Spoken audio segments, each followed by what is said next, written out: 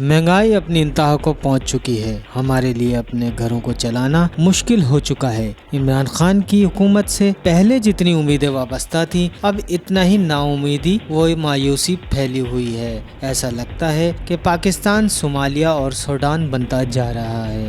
कराची के इलाके Jacob line की कायम मार्केट के दुकानदार और खरीदारों ने सच्चर न्यूज से गुफ्तगू करते हुए कहा कि तहरीक इंसाफ की हुकूमत ज्यादा अरसे चलते हुए नजर नहीं आ रही। ऐसा नजर आ रहा है कि हुकूमत नाम की कोई चीज मौजूद नहीं, जिसकी मर्जी जो आ रहा है वो कर रहा है। करप्शन खत्म करने का नारा लेकर ये हुकूमत आई थी, अब पहले से ज्यादा करप्शन बढ़ चुकी है। महंगाई, बेरोजगारी और गुर्बत की वजह से लोग खुदकुशियां करने पर मजबूर हो गए हैं।